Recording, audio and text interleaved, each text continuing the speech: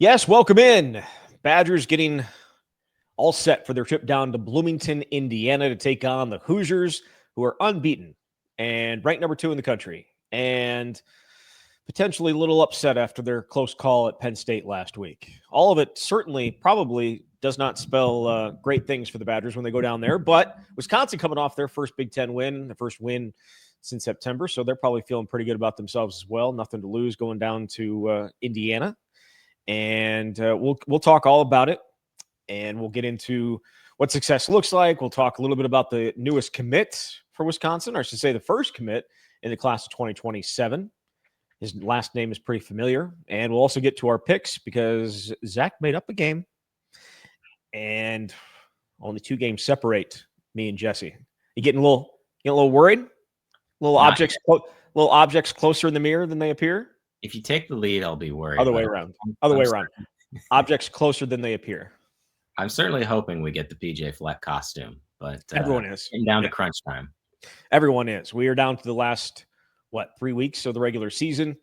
As I said, if we get to championship week and I'm behind, we'll do those games as well. Just to give I feel like we'll extend it out a little bit. Maybe I'll have to add a little something to the punishment to get that extra week, right? Maybe like his sunglasses, have to wear sunglasses as well. Is very, very stylish sunglasses. You have to get oars, and you have to row. Do I have to chant row the boat while doing the oars? Is that what we're trying to do here? All right. I think there's still room to figure it out. We'll get there. If we get there, we'll get there. But yeah, plenty to get to. Before we get going, as always, if you're listening to this, we do have a YouTube channel. Go check it out. The Camp. Post all our episodes up there. Be posting the episodes of the Swing up there as well, and interviews with players after games and that type of stuff. We also have a Instagram account that I'm gonna push here as well. I'm posting a bunch of pictures, both football and basketball pictures up there from games that are really, really, really well done, and some of the interviews as well, like clips of interviews from the show and from after games. So go check that out. It's the Camp. I guess it's the Swing as well, but the Camp up there too. And Jesse, you have BadgerConnect.com as well. What's going on over there? Still kicking. Been a busy week. Hell, it's been a busy 5 months since we launched, but we've had basketball coverage, volleyball coverage, and the most recent story on Mason Posa and Cooper Catalano and what they've been able to do and the friendship that they've been able to develop. So those are just a few of the most recent pieces of content up at Badger Connect.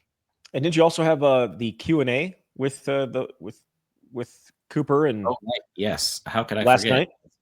So one of the things we do to give subscribers additional content and reason to be a member is we have these live Q&As on Zoom. And last night we had Mason, Cooper, and then Emilio Agard. So a glimpse at the future. And if you're a member and you like those sports, you can sit in on them and hear them. And it went for about an hour. So we've got more of those coming with other sports as well. So just another reason to subscribe to Badger Connect.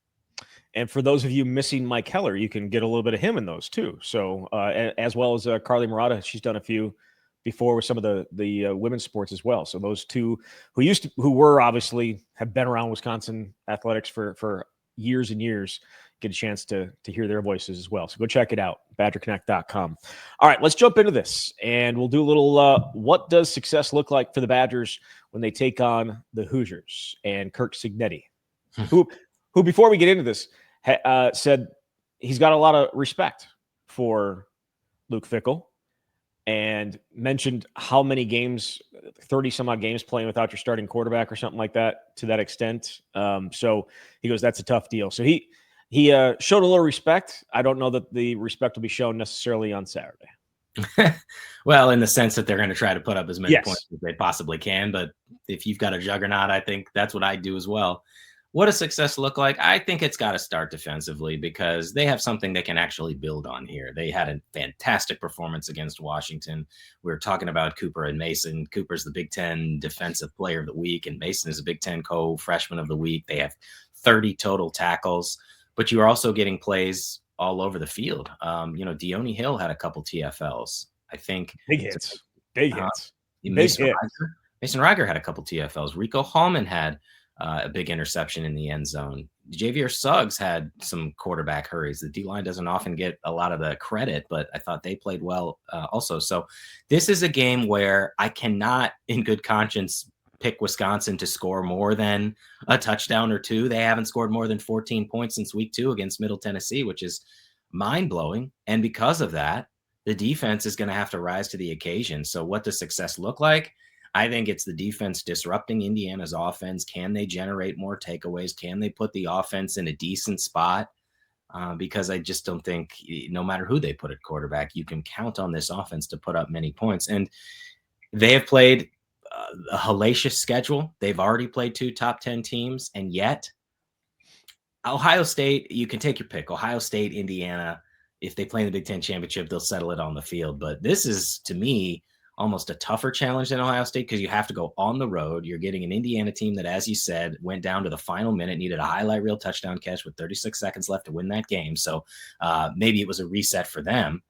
And they're just outstanding at everything they do. So their quarterback, Mendoza, has 26 touchdown passes. That's tied for the national lead. But they also have a top 10 rushing offense. They have 4 different players that have run for at least 5 touchdowns. And so it's a lot that the defense has to stop. Yeah, it sounds like such a huge task because it is. They have the number 1 scoring offense in the country and the number 2 scoring defense in the country. Remarkable. Yes. I mean, Oregon wasn't too far off when the Badgers went out there. It was about it. It wasn't the same, but it was close. They were both top 5, I think, in the country. I think we talked about that leading into that game. But this offense is just a different beast. We both said it. I don't know that Oregon was overly impressive. They lost their quarterback and they had to deal with the rain. This past week against Washington, the weather was not conducive to a lot of great offensive football.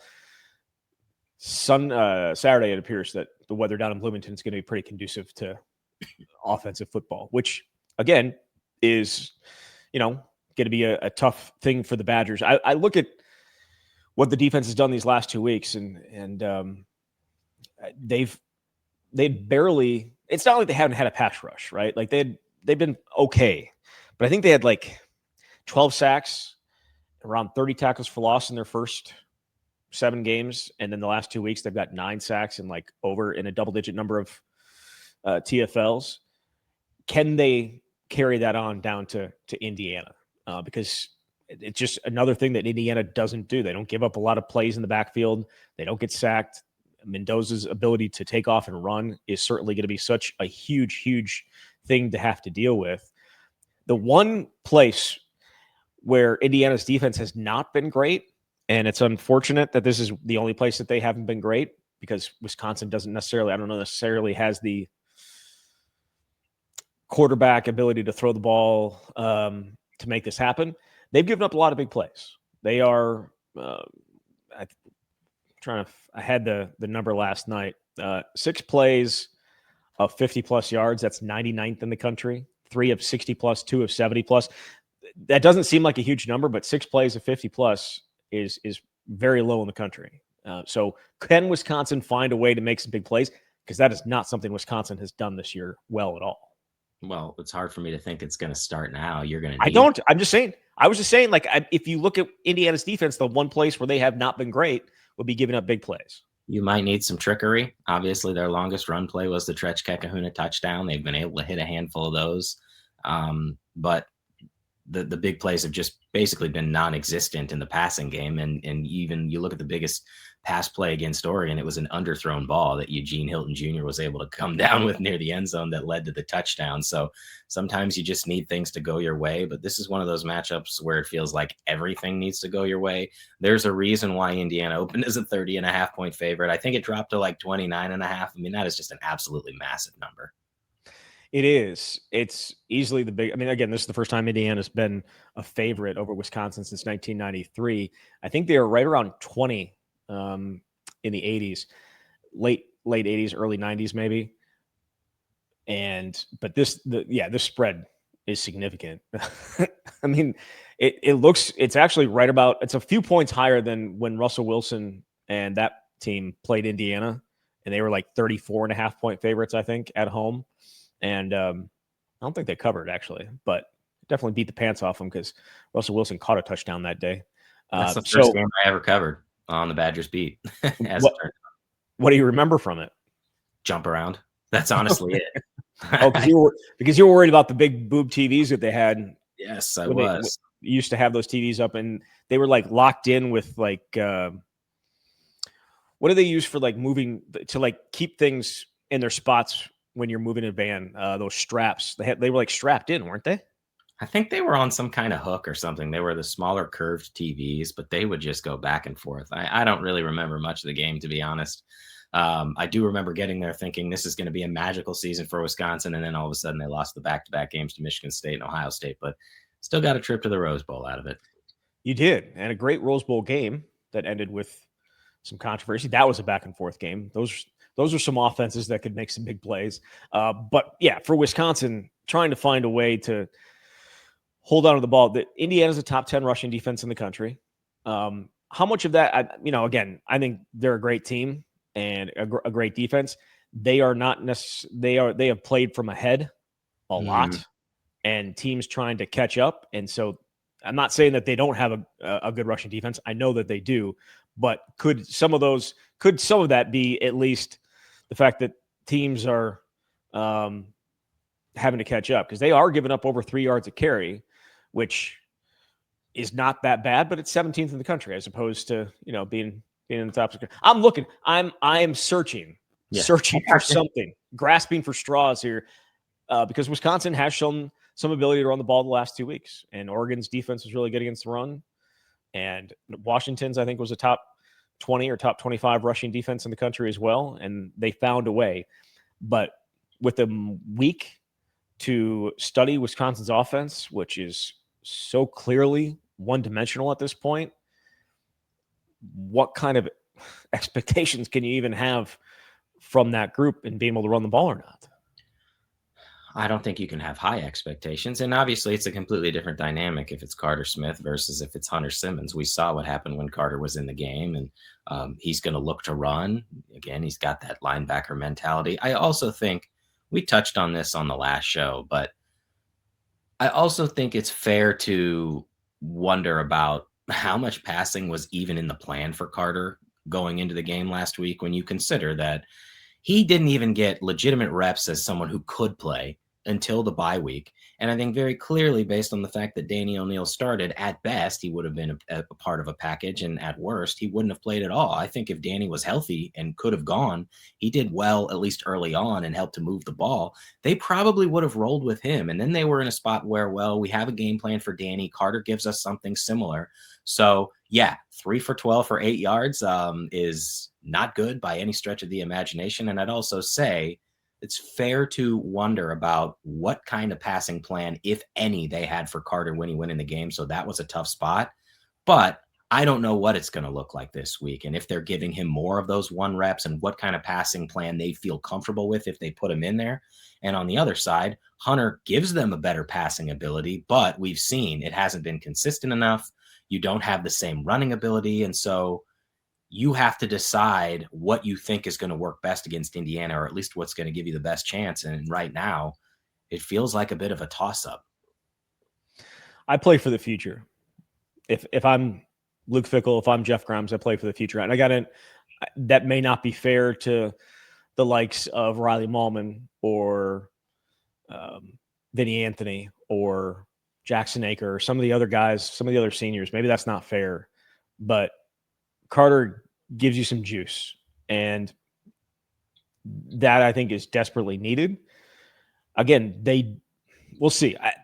Some of the pass plays that were in there for Carter were certainly getting him on the run, right? Mm-hmm. Giving him some options, whether he could hold it or try and throw the ball down the field. The throws just weren't great. And I think there were a couple drops in there as well, but they are one-dimensional with Carter at this point. And you're right.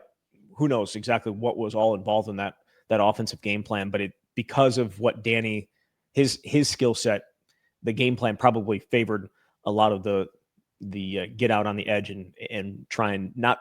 So you don't have a quarterback who is 6 foot, 6'1", maybe, in Danny sitting behind an offensive line trying to throw over them all day. It was get guys on the edge, give them an option either to run it or to pass it, and I feel like that may be the game plan you go with on Saturday as well.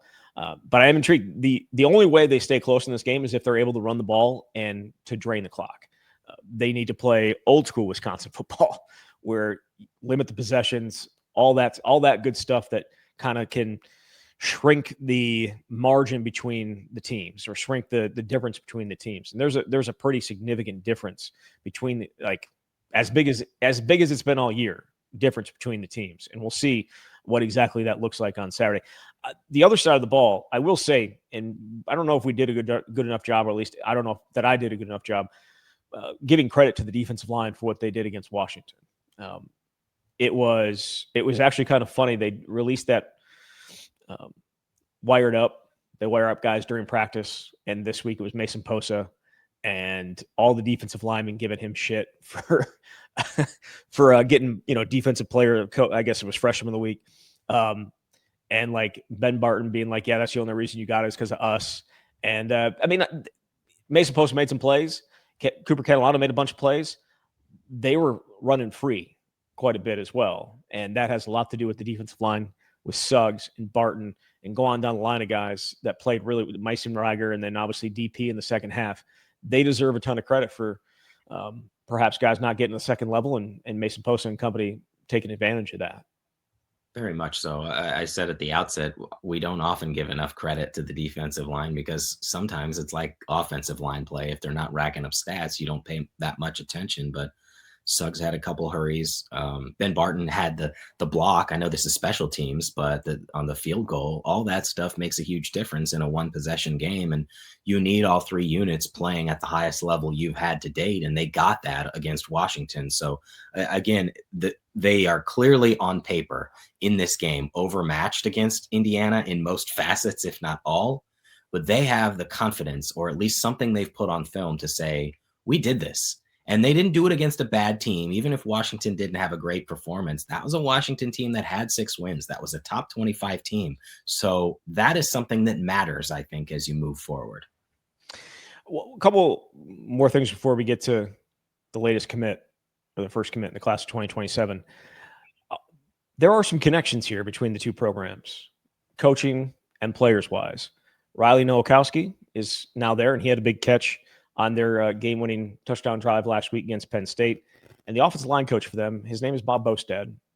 Everyone probably should know that because he has come into Wisconsin and recruited a lot of kids, tried to take kids out of the state, just like Joe Rudolph has since moving on.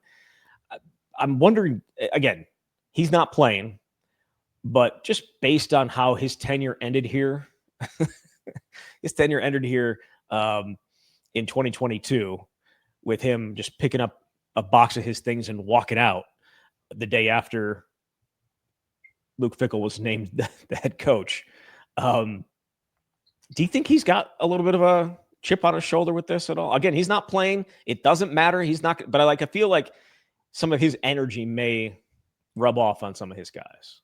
I'd be surprised if he didn't, based on his personality. I mean, he's this fiery and no nonsense, no BS kind of guy that I've ever covered in terms of coaching staff. And obviously he's got familiarity with the program. He was able to bring Trey Wettig over. I think Drew Evans was a walk-on, right? That he brought from Wisconsin. Who turned into a starter. He's not going to play. It sounds like he's not going to play this week. He's been dinged up, but yeah. So yeah, I mean, I'm sure that's a piece of it. But ultimately it's the players on the field, and most of those players have no familiarity whatsoever with Wisconsin. They just happen to be the number 2 team in the country. Right.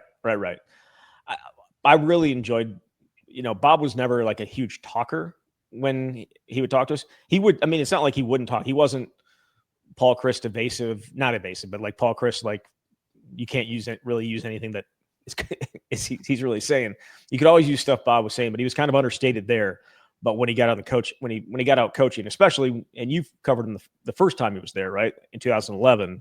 Yes. And he was still the online coach before he left. With Paul, and then ended up in the NFL without even coaching a game at Pitt. But he was much more fiery on field back then, but I feel like he's got some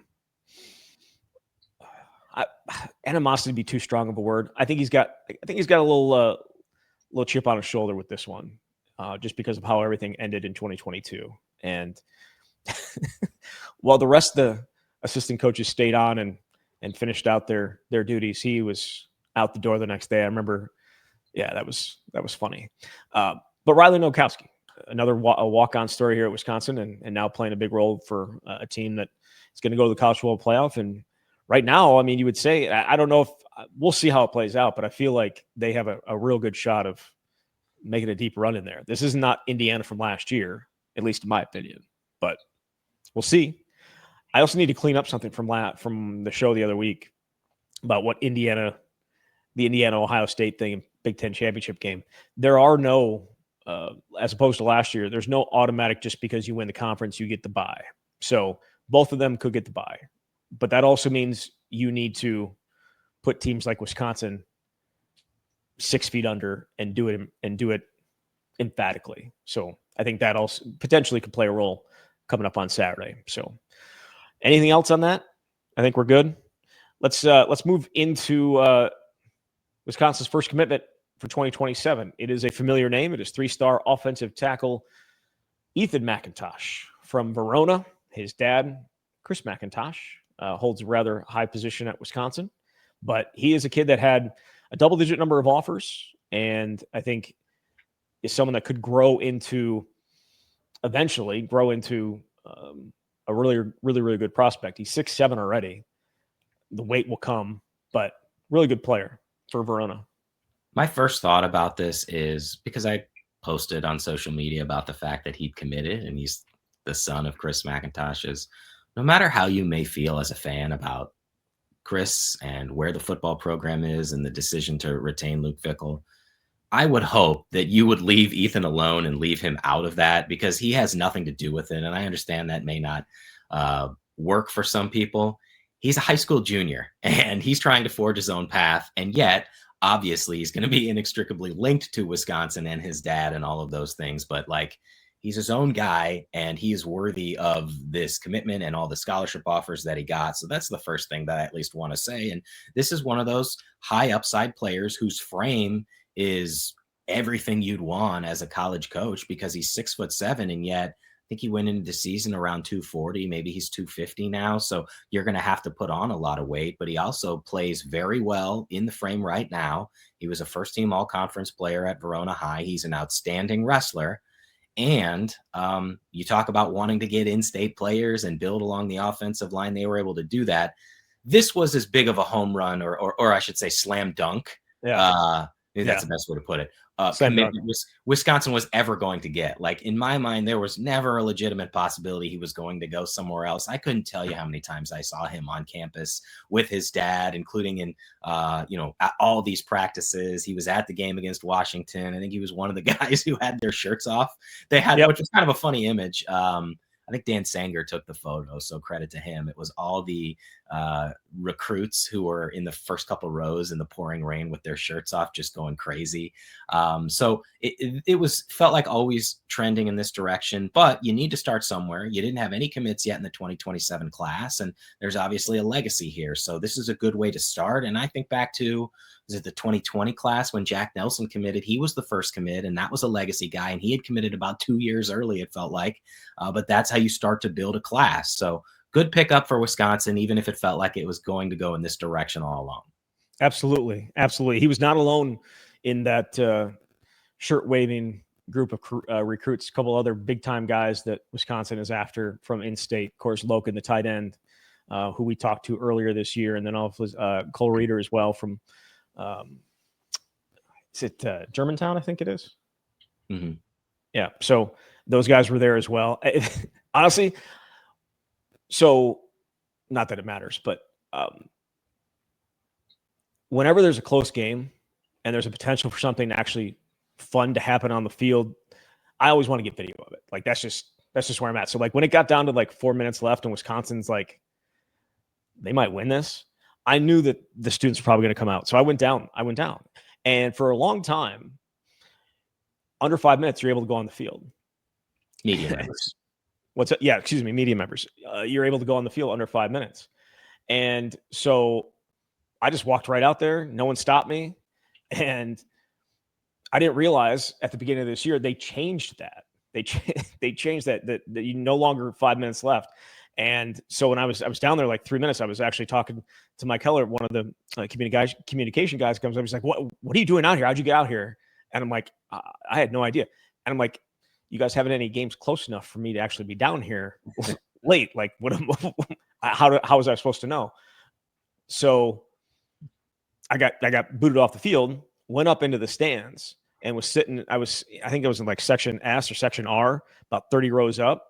And I was looking across and seeing those guys doing that. I'm like, who is that? That's so weird. Like, I didn't even put two and two together in terms of the guys waving their shirts around and being all shirtless until the next day when Coors Loken posted a picture of it and how great his visit was. And so, yeah, that was pretty cool. There was a bunch of guys over there that were kind of essentially doing exactly what the guys were up in the student section doing as well, which has become apparently a fad this year, which I think should be honestly relegated to teams that maybe aren't that great. I don't think teams that are like number one or number two in the country should have guys up in the stands, doing the shirt. That's just an opinion.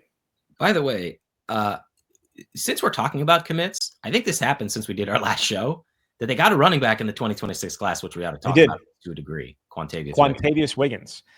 Do we call him Fat Boy? I feel uncomfortable calling him Fat Boy because I don't know him like that. So until he gives me the green light, I'm just going to say Quantavious. Yeah, another kid out of Georgia.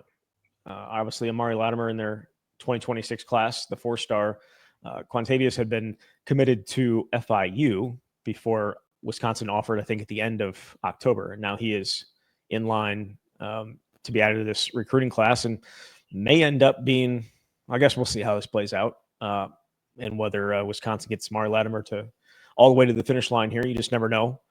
But solid player. Like, again, it's late in the process. Mm-hmm. Right. I think people initially saw this. Oh, Wisconsin offered a running back. Oh, he's going to come up and visit.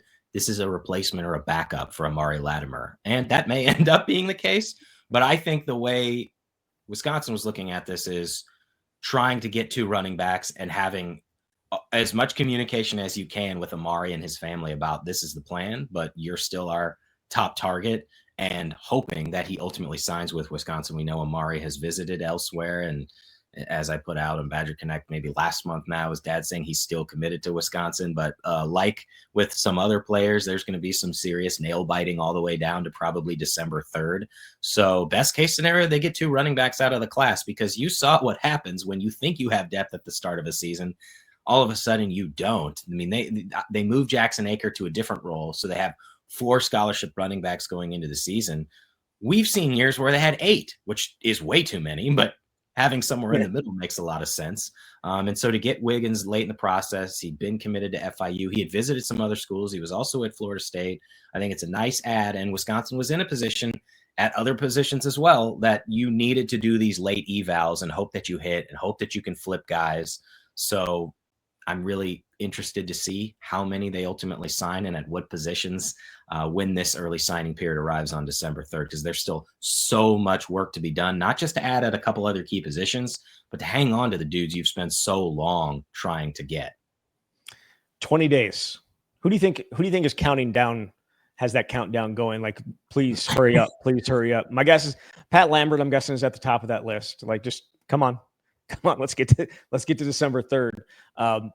Again, we know Chris McIntosh said that was part of it, why he came out and supported Luke the way that he did. And it makes sense. Can they get these guys to November 3rd? Ryan Hopkins, obviously another one that has had a really good season for a really good Mater Day team. And Jaden Petit, I mean, that's a huge one.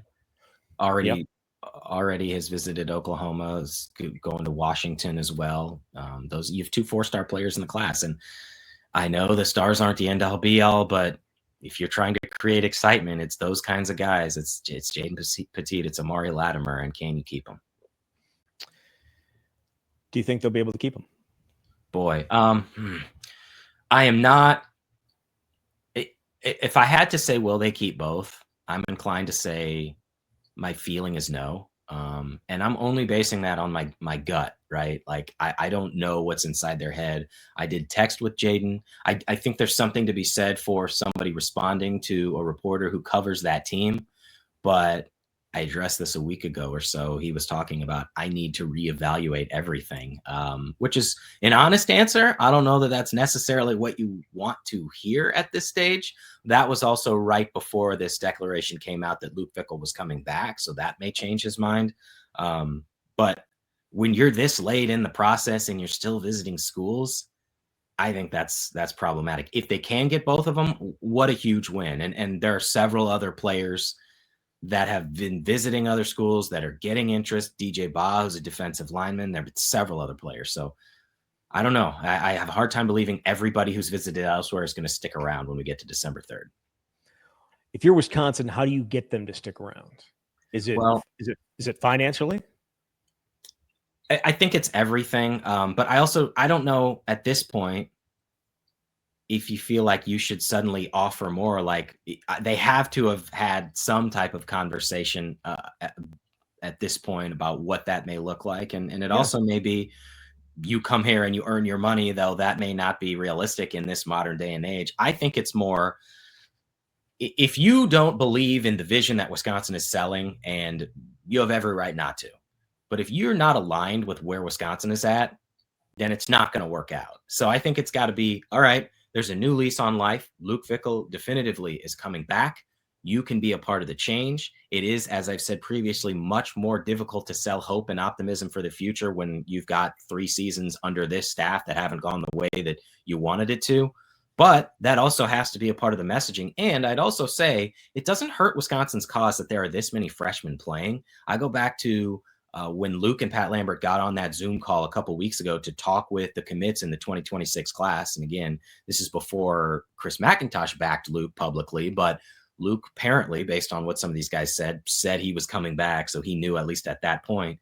But they were asking questions about the true freshmen playing and how did this happen that these guys are playing, and they're thinking about their own path and they see a possibility. So all that stuff I think has to be on the table as part of the discussion. When I look at it, if you're a Jaden, how do you say his last name? I've been saying Pettit, but apparently I've been saying it incorrectly. Petit, and also Amari Latimer, the guys ahead of them, especially at wide receiver.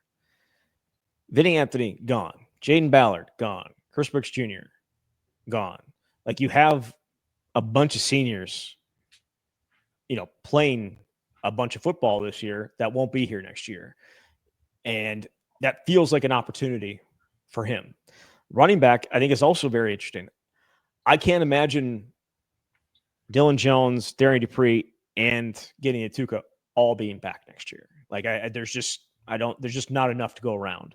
So potentially that could be a spot where he could be like, oh, well, I'm going to be able to come in and compete right away to play right away.